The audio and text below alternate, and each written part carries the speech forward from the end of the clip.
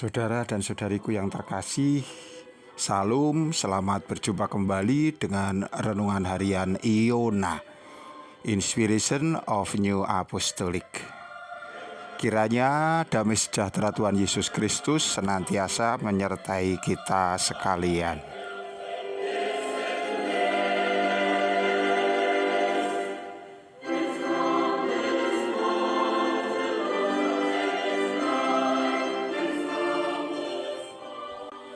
Saudaraku semuanya yang sangat dikasihi Tuhan, kita akan mengawali renungan kita dengan membaca firman Tuhan yang tertulis di dalam Kolose pasal 3 ayat 16.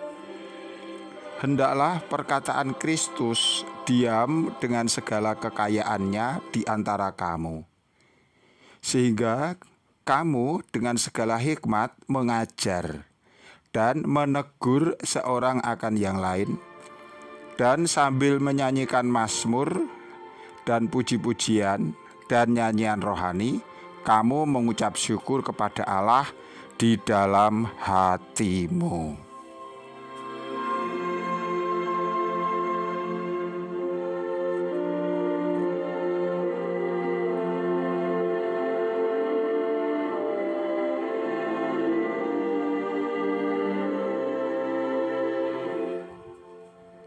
Nas kita diawali dengan perkataan, hendaklah perkataan Kristus diam dengan segala kekayaannya di antara kamu. Apa yang dimaksud dengan perkataan Kristus?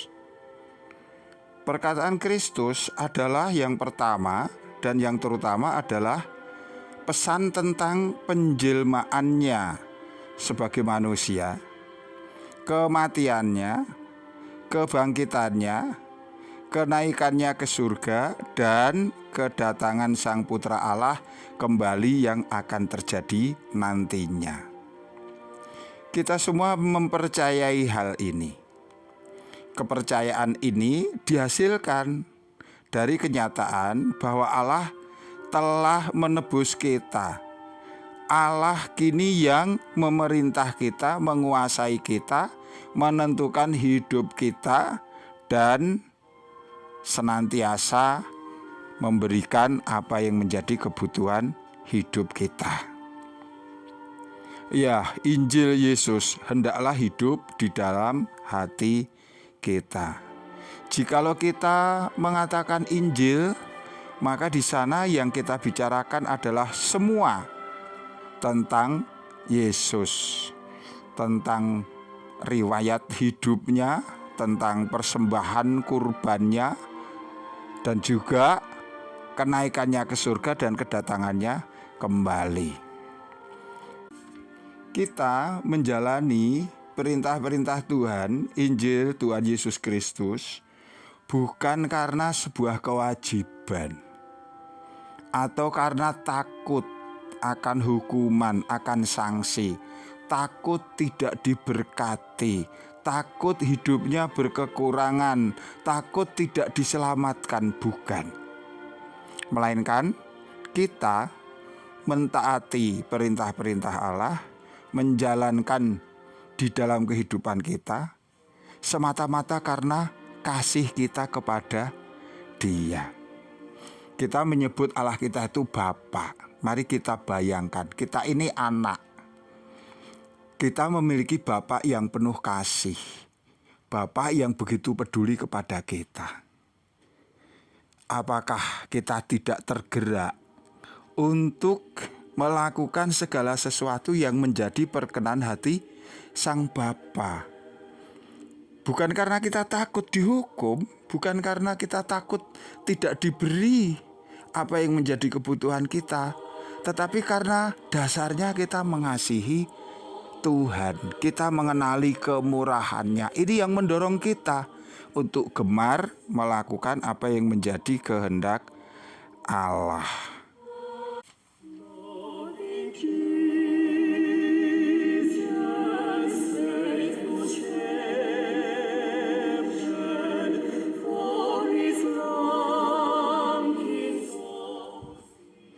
Saudara dan saudariku yang terkasih, kita bertekad untuk mematuhi apa yang menjadi perintah Allah, kehendak kudus Tuhan Bapa kita, baik di dalam perkara-perkara yang kecil maupun perkara-perkara yang besar. Dalam urusan-urusan yang dianggap orang sepele, tetapi juga dalam hal urusan-urusan yang serius, yang besar.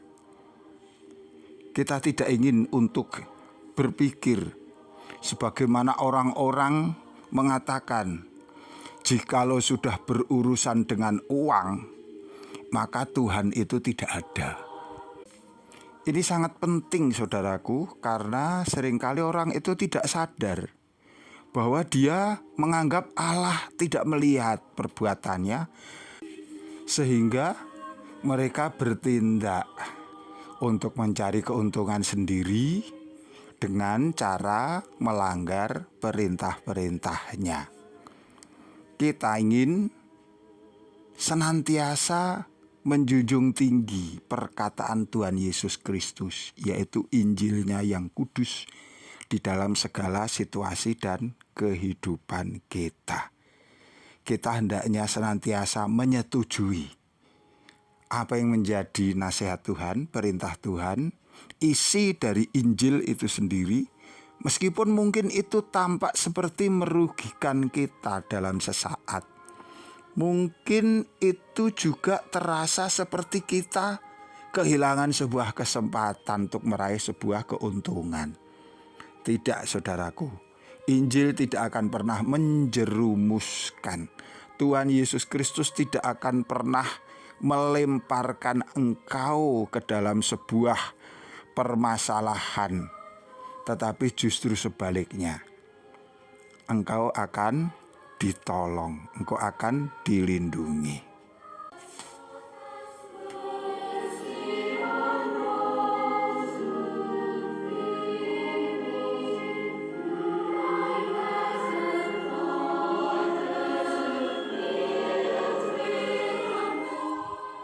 Saudaraku, kita hendaklah yakin bahwa mengikut Yesus ini akan mengarahkan hidup kita menuju kepada kerajaannya yang kekal dan mulia. Meskipun demikian, ini juga akan menghadapkan kita dengan permasalahan-permasalahan, dengan penderitaan-penderitaan. Jadi, ketika kita mengaku menerima Yesus, pintu keselamatan, kemuliaan itu dibukakan bagi engkau dan saya. Tetapi kita juga harus bersiap untuk memikul salib Tuhan. Memikul salib bukan berarti kita menanggung penderitaan yang disebabkan oleh karena kesalahan kita sendiri. Bukan, tetapi justru sebaliknya. Kita menanggung banyak penderitaan oleh karena iman kita. Ketika kita mengakui iman kita di hadapan orang lain dan orang itu mungkin tidak menyetujuinya, maka kita juga akan berada dalam posisi yang seperti diremehkan, seperti diabaikan, dan juga banyak yang lain. Tuhan Yesus telah mengampuni kita, tetapi juga Tuhan menyerukan kepada kita, kita harus rela, mau, ingin bertekad mengampuni orang lain.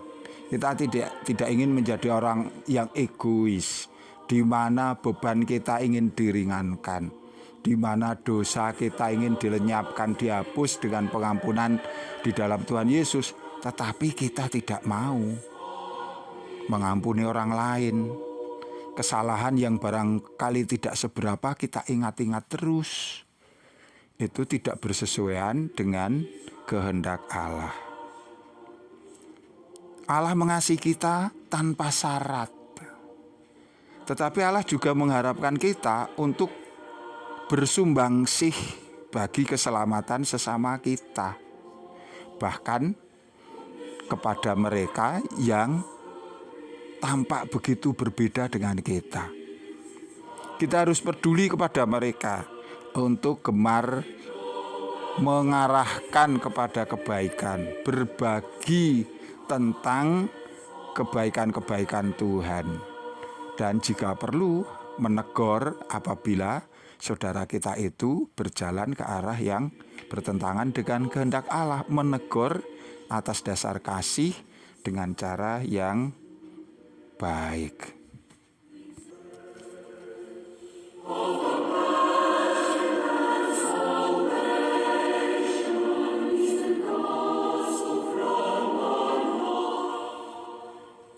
Perkataan Tuhan Yesus yang itu adalah Injil, itu hendaknya juga menentukan hubungan kita dengan orang-orang lain, dengan saudara-saudari sekepercayaan.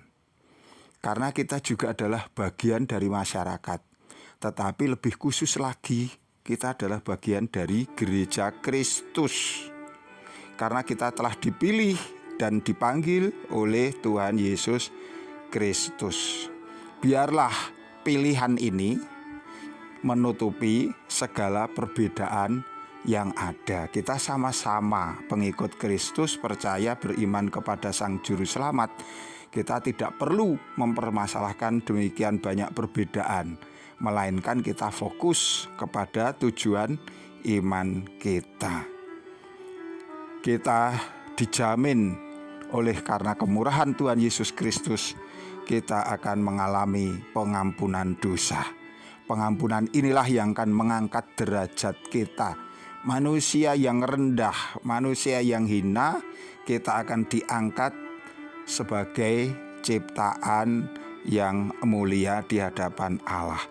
Ini akan menutup celaan, hinaan, fitnah dari setiap orang yang ditujukan kepada kita oleh karena iman kita.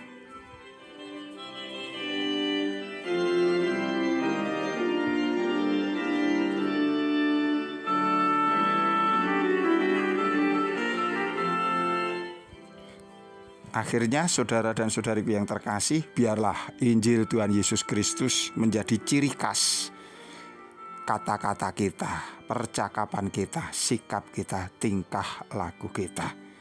Kita orang Kristen. Kristen artinya pengikut Kristus.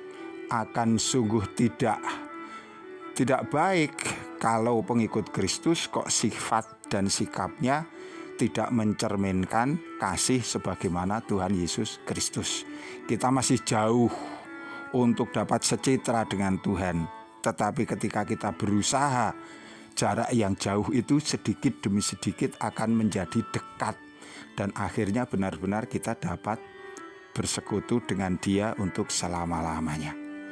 Tuhan memberkati kita semuanya. Sampai jumpa. Amin.